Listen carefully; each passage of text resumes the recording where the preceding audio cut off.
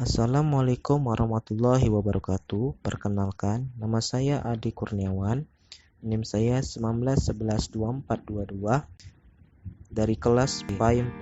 Baiklah, di sini saya akan menjelaskan tentang isi makalah saya yang berjudul Sasaran Supervisi Pendidikan, Fungsi Supervisi Pendidikan, dan Prinsip-prinsip Supervisi Pendidikan. Baiklah, sebelum kita memasuki tentang pembahasan tersebut, ada baiknya kita mengetahui apa itu administrasi dan supervisi pendidikan. Administrasi dalam pengertian yang sempit merupakan bentuk segala dari kegiatan ketatausahaan yang pada intinya suatu kegiatan rutin catat-mencatat, mendokumentasikan kegiatan, menyelenggarakan surat-menyurat dengan segala aspeknya serta mempersiapkan laporan. Administrasi pendidikan dalam pengertian secara luas diartikan segenap dari proses pengerahan dan pengintegrasian segala sesuatu baik personal, spiritual maupun material yang bersangkut paut dengan percakapan tujuan pendidikan. Baiklah, selanjutnya supervisi pendidikan memiliki beberapa pendapat menurut para ahli yang tentang supervisi pada bidang pendidikan. N.A. Amitembun dalam supervisi pendidikan merupakan rangkaian pembinaan ke arah perbaikan situasi pendidikan. Pembinaan di sini berupa bimbingan atau tuntutan ke arah situasi pendidikan, termasuk pengajaran pada umumnya dan peningkatan mutu mengajar belajar yang seharusnya. Dr. Andus M. Ngalim Purwanto dalam administrasi pendidikan, supervisi merupakan suatu aktivitas pembinaan yang telah direncanakan untuk membina para guru dan pegawai lainnya dalam melakukan pekerjaan mereka secara efektif. Dilihat dari pengertian administrasi supervisi pendidikan sebelumnya, merupakan serangkaian bentuk kegiatan pembinaan yang telah direncanakan bagi tiap personel dalam proses kerjasama di bidang pendidikan dan peningkatan sumber daya manusia dalam rangka perbaikan situasi pengajaran yang terus akan berkembang seiring dengan berjalannya waktu untuk mencapai tujuan pendidikan lebih efektif dan efisien. Baiklah, sekarang kita masuk ke dalam pembahasannya. Sasaran supervisi. Objek kajian supervisi ialah perbaikan situasi belajar mengajar. Adapun sasaran utama dari pelaksanaan kegiatan supervisi tersebut adalah peningkatan kemampuan profesional guru. Diharapkan dapat meningkat pula prestasi belajar siswa, dan itu berarti meningkat pula kualitas lulusan sekolah itu. Sasaran supervisi ditinjau dari objek yang disupervisi. Ada 3 bentuk supervisi. Pertama, supervisi akademik, menitik beratkan pengamatan supervisor pada masalah-masalah akademik, yaitu hal-hal yang berlangsung berada dalam lingkungan kegiatan pembelajaran pada waktu siswa sedang dalam proses mempelajari sesuatu.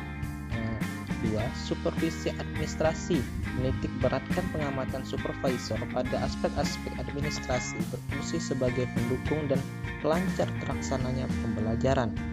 3. Supervisi lembaga, menyebarkan objek pengamatan supervisor pada aspek-aspek yang berada di sekolah. Supervisi ini dimaksudkan untuk meningkatkan nama baik sekolah atau kinerja sekolah secara keseluruhan.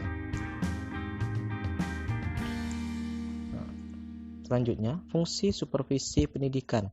Fungsi utama supervisi pendidikan ditujukan pada perbaikan dan peningkatan kualitas pengajaran. Ada bermacam-macam tanggapan tentang supervisi pendidikan sesuai dengan definisi yang telah dikemukakan. Frances, Jen maupun Ayer mengemukakan bahwa fungsi utama supervisi adalah membina program pengajaran yang ada sebaik-baiknya, sehingga selalu ada usaha perbaikan. Burton dan Bruckner, fungsi utama supervisi modern adalah menilai dan memperbaiki faktor-faktor yang mempengaruhi proses pembelajaran peserta didik. Briggs mengungkapkan bahwa fungsi utama supervisi bukan perbaikan pembelajaran saja, tapi untuk mengkoordinasi, menstimulasi, dan mendorong ke arah pertumbuhan profesi guru. Menurut Swearigan, terdapat 8 fungsi supervisi.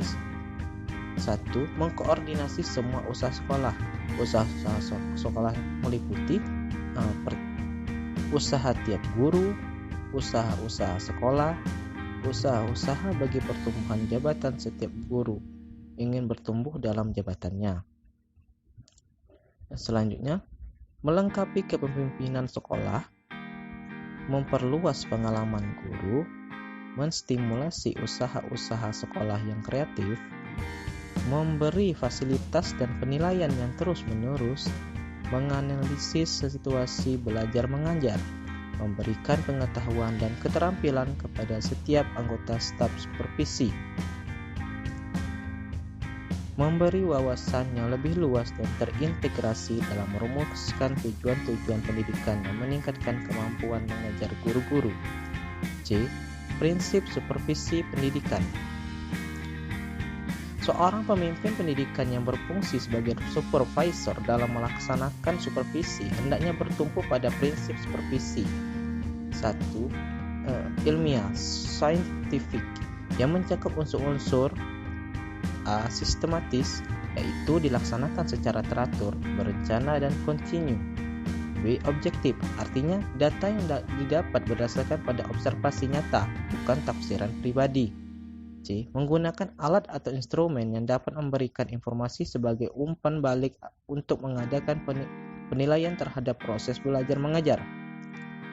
2. Demokratis, menjunjung tinggi atas musyawarah, memiliki jiwa kekeluargaan yang kuat serta sanggup menerima pendapat orang lain. 3. Kooperatif, seluruh staf sekolah dapat bekerja sama, mengembangkan usaha bersama dalam menciptakan situasi belajar mengajar yang lebih baik. 4. Konstruktif dan kreatif, membina inisiatif guru serta mendorongnya untuk aktif menciptakan suasana di mana tiap orang merasa aman dan dapat mengembangkan potensi.